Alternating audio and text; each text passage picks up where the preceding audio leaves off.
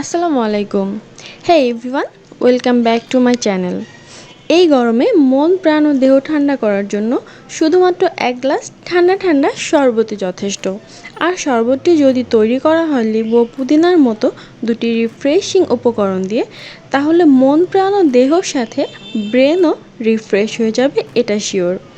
তাই এই গরমে আজ আপনাদের জন্য নিয়ে এলাম একটি শরবত যা মুহূর্তের মধ্যে আপনার সকল ক্লান্তি দূর করে দিবে।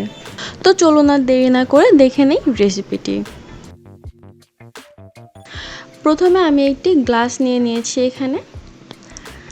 এখন এর মধ্যে আমি দিয়ে দিব 2 টেবিল চামচ পরিমাণ লেবুর রস। এখানে আমি টোটাল 4 টেবিল চামচ পরিমাণ লেবুর রস করে নিয়েছি। এটা আমি 2 জনের জন্য করেছি।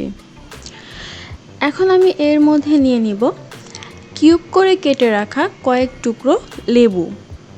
এই লেবুটা খোসা সহ কিউব করে কেটে নিতে হবে। এখন এর মধ্যে নিচ্ছি কয়েক টুকরো পুদিনা পাতা। চেষ্টা করবেন একটু ফ্রেশ পুদিনা পাতা নেবার জন্য। এখন এই সবগুলো উপকরণ আমি এভাবে থেতলে নিচ্ছি। আপনার কাছে হয়তো মনে হতে পারে এটা তো লেবু শরবত, এটা আবার আলাদা কি? বাট বিলিভ মি, আপনি এতকাল যত ধরনের লেবু শরবতই খেয়ে থাকেন না কেন, সেই সকল স্বাদকে হার মানাবে এই একটা মাত্র শরবত। জাস্ট আপনি একবার বানিয়েই খেয়ে দেখুন, আমি শিওর আপনি সেকেন্ডবার বানিয়ে খেতে বাধ্য। এটাকে খুব ভালোভাবে থেতলে নেওয়ার পর এখন এর মধ্যে আমি দিয়ে দিচ্ছি হাফ চা চামচ পরিমাণ লবণ। তবে আপনারা আপনাদের স্বাদ মতো কম বেশি করে নিতে পারেন। এরপর এর মধ্যে আমি নিয়ে নিচ্ছি পাউডার সুগার বা আইসিং সুগার। আপনাদের কাছে আইসিং সুগার না থাকলে চেষ্টা করবেন আলাদা একটু চিনি গুঁড়ো করে নিতে। এর মধ্যে আমি 3 টেবিল চামচ পরিমাণ আইসিং সুগার দিয়েছি। এই সবগুলো উপকরণ এখন একটু ভালোভাবে চামচ দিয়ে মিশিয়ে নিচ্ছি।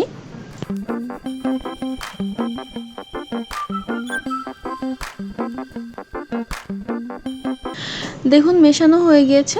এখন এর মধ্যে আমি দিয়ে দিচ্ছি কয়েক টুকরো বরফ।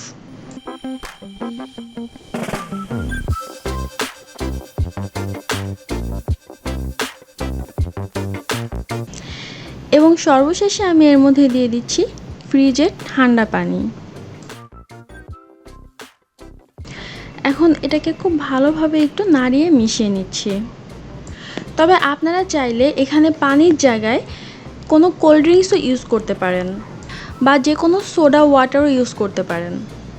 আপনি যদি অনেক বেশি ক্লান্ত থাকেন, বিলিভ মি, আপনি এটা খাবার পর আপনার এতটা ফ্রেশ লাগবে যা আপনার সব ক্লান্তি দূর করে দিবে। তো এই ছিল আমার আজকের রেসিপি। আশা করি আপনাদের ভালো লেগেছে। যদি ভালো লেগে থাকে অবশ্যই এটি বাসায় তৈরি করবেন। আর যদি ভালো নাও লাগে তাও তৈরি করবেন, বানানোর পর দেখবেন ঠিকই ভালো লেগে গিয়েছে। আপনারা চাইলে আমার সাথে ফেসবুকে কানেক্টেড হয়ে আপনাদের বাসায় তৈরি করা খাবারের ছবিগুলো আমার গ্রুপে শেয়ার করতে পারেন। ফেসবুক গ্রুপ ও পেজের লিংক ডেসক্রিপশন বক্সে দেয়া আছে। আজকের ভিডিও এখানেই শেষ করছি। সবাই অনেক ভালো থাকবেন, আমার জন্য দোয়া করবেন। আল্লাহ হাফেজ।